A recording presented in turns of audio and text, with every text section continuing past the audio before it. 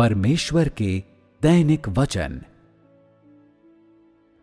आज चूंकि मैं तुम लोगों को इस स्थिति तक ले आया हूं, इसलिए मैंने कई उपयुक्त व्यवस्थाएं की हैं और मेरे स्वयं के लक्ष्य हैं। यदि मुझे आज उनके बारे में तुम लोगों को बताना होता, तो क्या तुम लोग उन्हें सच में जानने में समर्थ होते?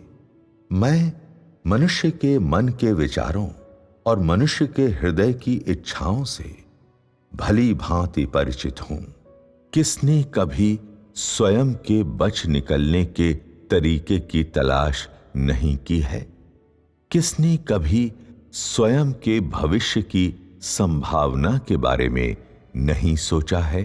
फिर भी भले ही मनुष्य एक समृद्ध और प्रतिभाशाली मेधा से संपन्न है, कौन पूर्वानुमान करने में समर्थ था कि युगों के बाद वर्तमान ऐसा हो जाएगा जैसा कि यह हुआ है? क्या यह वास्तव में तुम्हारे स्वयं के व्यक्तिपरक प्रयासों का परिणाम है? क्या यही तुम्हारे अथक परिश्रम का भुगतान है? क्या यह तुम्हारे मन की सुंदर परिकल्पित मूक झांकी है? यदि मैंने संपूर्ण मानव जाति का मार्गदर्शन नहीं किया होता, तो कौन स्वयं को मेरी व्यवस्थाओं से अलग करने और कोई अन्य तरीका ढूंढने में समर्थ हो पाता? क्या मनुष्यों के यही विचार और इच्छाएं हैं जो उसे आज तक लेकर आई हैं? कई लोगों के जीवन उनकी इच्छाओं के पूरा हुए बिना बीत जाते हैं। क्या यह वास्तव में उनकी सोच में किसी दोष की वजह से है? कई लोगों के जीवन अप्रत्याशित खुशी और संतुष्टि से भरे हैं। क्या यह वास्तव में इसलिए है क्योंकि वे बहुत कम अपेक्षा करते हैं? सर्वशक्तिमान की नजरों में संपूर्ण मानव जाति में से किसकी देखभाल नहीं की जाती है?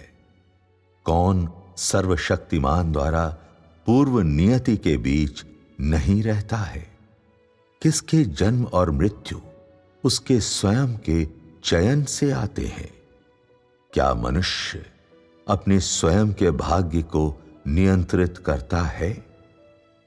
कई लोग मृत्यु की मांग करते हैं, फिर भी यह उनसे काफी दूर रहती है। कई लोग ऐसे होना चाहते हैं जो जीवन में मजबूत हैं और मृत्यु से डरते हैं, फिर भी उनकी जानकारी के बिना उन्हें मृत्यु की खाई में डुबाते हुए उनकी मृत्यु का दिन निकट आ जाता है। कई लोग आसमान की ओर देखते हैं और गहरी आह भरते हैं। कई लोग अत्यधिक रोते हैं, क्रंदन करते हुए सिसकते हैं। कई लोग परीक्षणों के बीच गिर जाते हैं। कई लोग प्रलोभन के बंदी बन जाते हैं। यद्यपि मैं मनुष्य को मुझे स्पष्ट रूप से देखने की अनुमति देने के लिए व्यक्तिगत रूप से प्रकट नहीं होता हूं, तब भी कई लोग मेरे चेहरों को देखकर भयभीत होते हैं, गहराई तक डरते हैं कि मैं उन्हें मार गिराऊंगा, कि मैं उन्हें नष्ट कर दूंगा। क्या मनुष्य वास्तव में मुझे जानता है या क्या वह नहीं जानता है? कोई भी निश्चित रूप से नहीं कह सकता है। क्या यह ऐसा नहीं है? तुम लोग मुझसे और मेरी ताड़ना से भय खाते हो, फिर भी तुम लोग खड़े होकर मेरा खुलकर विरोध करते हो और मेरी आलोचना करते हो। क्या यही मामला नहीं है?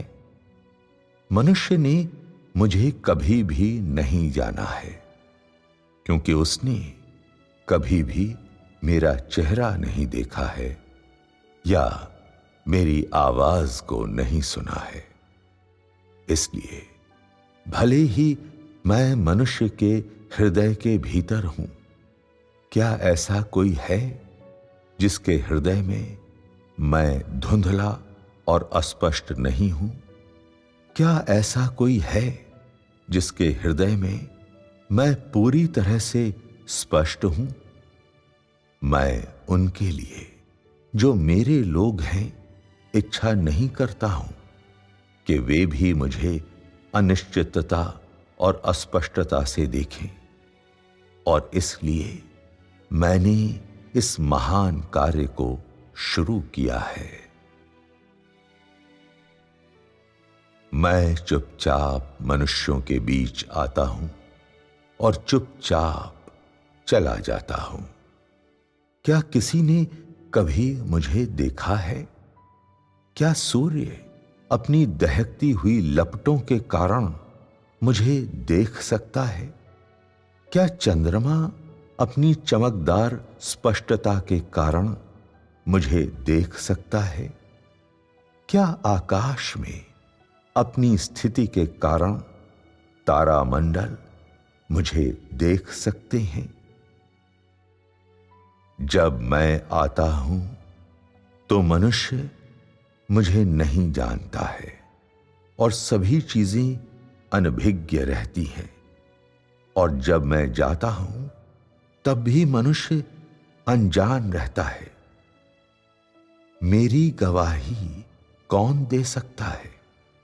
क्या यह पृथ्वी पर लोगों द्वारा स्तुति हो सकती है? क्या यह जंगल में खिलने वाली कुमुदनियां हो सकती हैं? क्या यह आकाश में उड़ने वाले पक्षी हैं? क्या यह पहाड़ों में गर्जना करने वाले शेर हैं? कोई भी मुझे पूरी तरह से नहीं देख सकता है। कोई भी उस कार्य को नहीं कर सकता है जो मैं करूंगा। यहां तक कि यदि उन्होंने इस कार्य को किया भी तो उसका क्या प्रभाव होगा? प्रत्येक दिन कई लोगों के हर कार्य को मैं देखता हूं, और प्रत्येक दिन मैं कई लोगों के हृदयों और मनों को देखता हूं।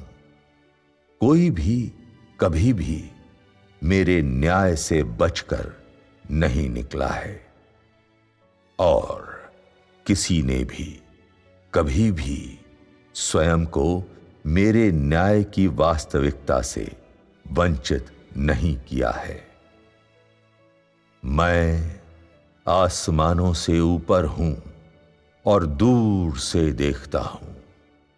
असंख्य लोग मेरे द्वारा मार गिराए जा चुके हैं, फिर भी असंख्य लोग मेरी दया और करुणा के बीच रहते भी हैं। क्या तुम लोग भी इसी प्रकार की परिस्थितियों के बीच नहीं रहते हो?